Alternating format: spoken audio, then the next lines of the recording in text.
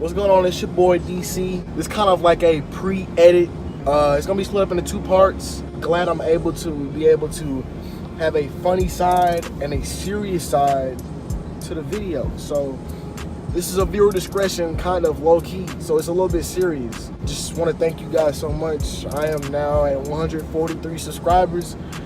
But without further ado, enough of this rambling. Let's get into this video.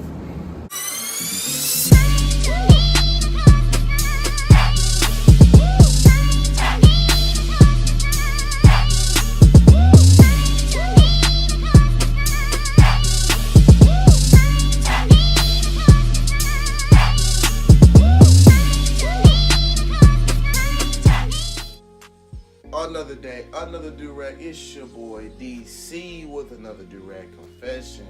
Today, getting ready to get into a much serious matter. You know, I like to play a lot, but I feel like this really needs to be addressed because there are a lot of people that are going through a lot of pain right now. There are lots and lots of people that are losing their loved ones right now at this time, and at a higher rate, whether that be due to natural causes, be caused to gun violence, or whether it's caused by an illness, sickness, or all the above. Certain people don't know how to take that. For me, I lost loved ones, friends in a matter of months, and it was hard for me to deal with. And I feel like, you know, certain times for me, it still is hard for me to deal with because I'm so used to seeing this person like every day. And once they're gone, it's like I can't talk to them anymore. I can't see them anymore. I can't FaceTime them. I can't do extracurriculars with this person anymore. And it's tough. I think one of the toughest for me as far as family members was when I lost my grandmother. You know, me and my grandmother didn't have one of the greatest relationships of all time. But at the end of the day, that was my grandmother and I loved her. I had to be strong for my family because everybody else was. And I also had to be there for my dad too because he just lost his mom. So I tried to do whatever I could to be there by my side for my dad. I had to be there for my family, you know, and everyone. There are also certain things to it when you get pain like that. It hurts for a while. Cousins and stuff like that. It's just, you just don't know what to do. Hey, my homeboy,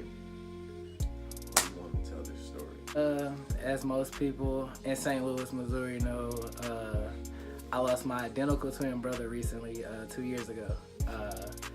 It was a shocking endeavor to go through, but it was a process for me to learn a lot about myself and actually grow up and be a person for other people rather than just myself, that selfish individual that I could have been. So for, I want to say the first few months of it, it was shitty.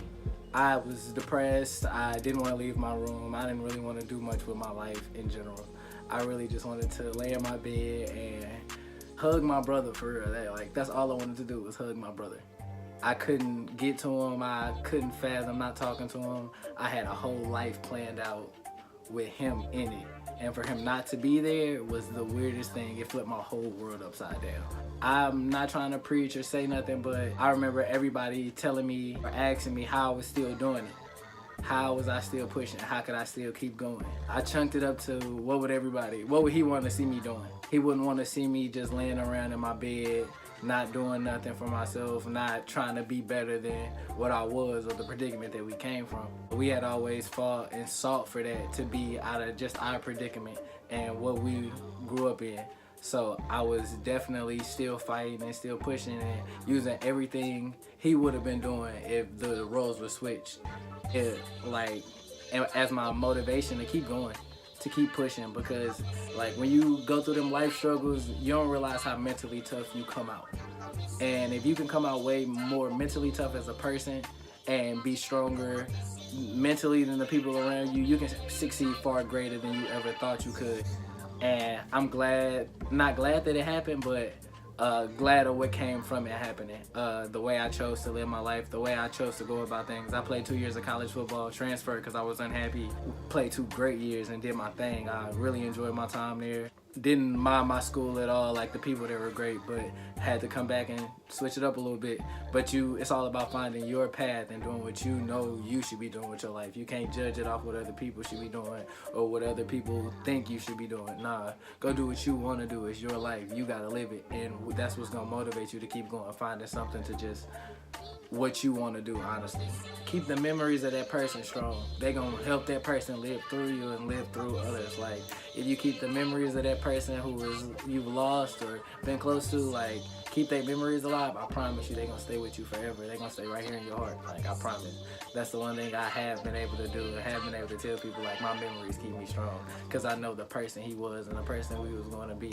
So, like, I can't knock him for what he did, the way he lived his life. I love the story. But for me, it's like you have to be able to continue on the legacy that person left behind. Instead of being like, damn, they gone, it's tough for me. Especially when you lose a brother, sister, or you lose a parent. It's like your whole world is crushed. It's crushed. I've seen it happen before. But I've also seen people who lost family members, like cousins, brothers, and mothers, change that into an energy of hope, compassion, and motivation for them to keep going further in life, to keep pushing forward, because they knew that if they were here today, they wouldn't want them to be sitting here crying about that they lost someone. But instead, in actuality, they want them to keep going and keep pushing and keep fighting what they're already doing today. If you're in school and you lost a loved one, don't stop going to school because they died. Keep going, because guess what? If they were here, they will want you to be in school right now, getting a degree. If you were on a police force and you lost someone, stay in a police force. If you were in medical school, stay in medical school. If you're doing anything in life and you lost somebody, keep fighting, because guess what? Their family member, your friend's family, all that wants you to keep fighting in life. Don't ever give up.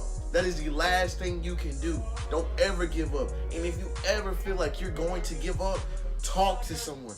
Open your mouth. Say something to someone, because I guarantee you, that person that's your best friend or whatnot, they want to see the best interest in you, and they know that you hurt them, and they want you to talk to them. They may have gone through the same thing that you did yesterday, last week, a month ago, 2 years ago. They went through the same thing, and they're here.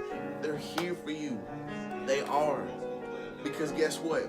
While you may have lost a family member, guess what? You're not the only one that lost a family member, and there might be people around you who are down in the dumps. They just can't fight it. They cannot fight it.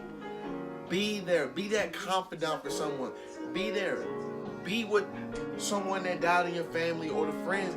Be what they used to be in the family, and step in and take that role and play that role. Be there for everyone. And it may be hard for you at the time, but if you care about your family, it might click. It might be like, you know what, I do need to go out here and do this, because guess what? I won't say my family's relying on me, but they want to see me do good. They want to see me bring out the best in myself. Be the better you that you can be in life. Because guess what?